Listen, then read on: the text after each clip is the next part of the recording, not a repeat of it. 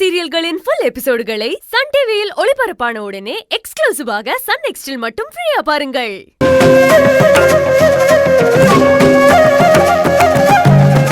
ஆதி செய்யறது இருக்கட்டும்டா, அவனுக்கு சப்போர்ட்டா யாரு இருக்க போறாங்கன்னு சொல்லிடு.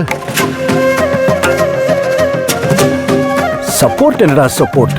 நம்ம எல்லாரும் சேர்ந்து தான் பண்ண போறோம். நாம பண்ணுவோம்டா. மத்தபடி சங்கவியும் அவனும் தானே எல்லாத்தையும் பார்த்தாகணும். இந்த ப்ராஜெக்ட்ல இருந்தே சங்கவிய சேர்ந்து பார்க்க சொல்லிடுவோம். என்ன சொல்ற?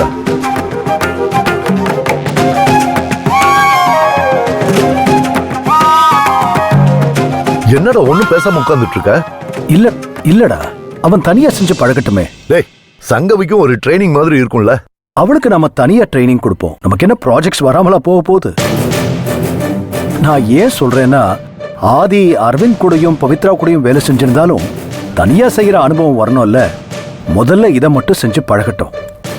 அப்பா, என்ன தப்பா நினைச்சுக்காதீங்க. நான் ப்ராஜெக்ட் டீடைல்ஸ்லாம் நல்லா பார்த்தேன். தனியா எடுத்து பண்றது கொஞ்சம் பயப்படுறான் பாத்தீங்களா அங்கிள்? நான் வேணா அவனுக்கு சப்போர்ட்டிவா இருந்துக்கிறேன். இல்லப்பா, பவி இருந்தா நல்லா இருக்கும்னு நினைக்கிறேன். இது வரைக்கும் எல்லா வேலையும் நானும் பவியும் தானே பிரிச்சு பிரிச்சு செஞ்சோம். அதான் சொல்றேன். எல்லாம் சரிதான் ஆதி. அவளுக்கும் அங்கிள், நான் அப்பா கிட்ட பேசிக்கிட்டு இருக்கேன். ஒரு நிமிஷம். ஸ்டாஃப் எல்லாரும் ஆதிக்கு நல்லா சப்போர்ட் பண்ணுங்க. அதுக்காக தான் இந்த மீட்டிங்கே அரேஞ்ச் பண்ணேன். ஓகே, நீங்களா கிளம்பலாம்.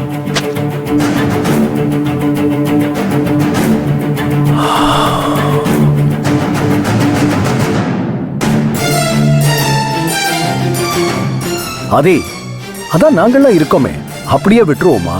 தைரியமா பண்ணு, பாத்துக்கலாம். அப்பா, பவியை அப்படியெல்லாம் டோட்டலா ஒதுக்கி வச்சிட முடியாது. அவளுக்கு நம்ம கம்பெனில ஷேர்ஸ் இருக்கு.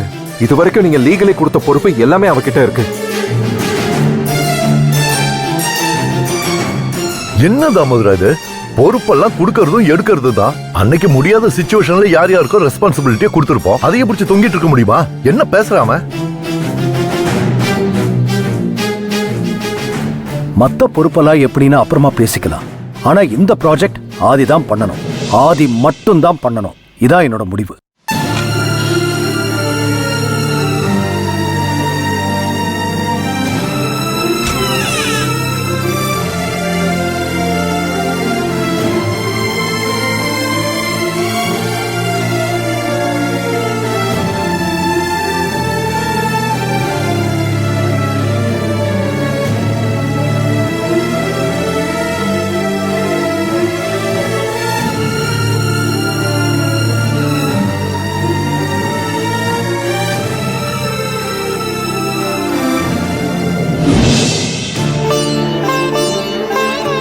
பவி, அப்பா கிட்ட பேசுறேன். என்ன பேச போற? இந்த ப்ராஜெக்டை நம்மளே சேர்ந்து பண்ணுவோம். வேண்டாம். வேண்டாம் நீ எப்படி சொல்லுவ? எனக்கும் ஹெல்ப்ஃபுல்லா தானே இருக்கும். நான் தனியா பேசினா அப்பா புரிஞ்சுப்பாரு. இல்ல வேண்டாம், எல்லாரும் என்ன புரிஞ்சுக்கிட்டது போதும். பவி, சில நேரங்களில் உன் மனசுல ஒண்ணு வச்சுக்கிட்டு அவசரப்பட்டு தப்பாவோ ஒரு கைடன்ஸ்ல டிசைட் பண்ண தானே செய்கிறோம்.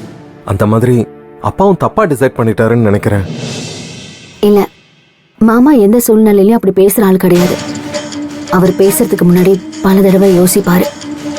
அவர் ஒரு முடிவோடு தான் சொல்றாரு. தயவு செஞ்சு இனிமே இதை பத்தி பேச வேண்டாம். அது எப்படி பேசாம இருக்க முடியும்? நம்ம இது வரைக்கும் எத்தனை ப்ராஜெக்ட் சக்சஸ்ஃபுல்லா செஞ்சிருக்கோம் சொல்லு. ஏதாச்சும் ஒண்ணுல நம்மள யாராச்சும் குறை சொல்லி இருக்க முடியுமா? அப்படி யாராவது கேட்க தான் முடியுமா? அக்ரி பண்ண நாள்ல ப்ராஜெக்டை டெலிவரி பண்ணாம இருந்திருக்கோமா? கோட் பண்ணதை விட பட்ஜெட் அதிகமாயிருச்சுன்னு கிளைம் பண்ணிருக்கோமா? என்ன சொல்லு. நம்மளை ஏன் சேர்ந்து பார்க்க வேணான்னு சொல்றாரு? எனக்கு என்னவோ இந்த ராஜசேகர் மேலதான் டவுட்டா இருக்கு. அதுக்கு வேற காரணம் இருக்குன்னு உனக்கு தெரியாதா? அது வேற இது வேற. இது பிசினஸ். ஆமா, உன்னோட பிசினஸ். உன்னை பார்க்க சொல்றாரு. நான் இதுல யாரு? உனக்கும் இதுல ஷேர்ஸ் இருக்கு.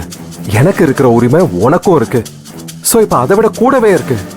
மாமாவே சொன்னாலும் நான் இந்த ப்ராஜெக்ட்ல வேலை பண்ண போறதில்ல. நான் எப்படி பவி இதெல்லாம் தனியா பண்ணுவேன்? உனக்கு தெரியாதா? உன்னால முடியும். அந்த நம்பிக்கை இல்லாமல மாமா அவன்கிட்ட பொறுப்பை கொடுத்திருக்காரு. என்னால முடியாது, அவ்வளவுதான். தேவைப்பட்டா வழியே இல்லைங்கிற சூழ்நிலையில நான் உனக்கு உதவி செய்யறேன். அதுக்கு மேல இதுல தலையிட நான் விரும்பல. ப்ளீஸ் மாமா கிட்ட இதை பத்தி பேச வேண்டாம். முடிஞ்சதாவே இருக்கட்டும்.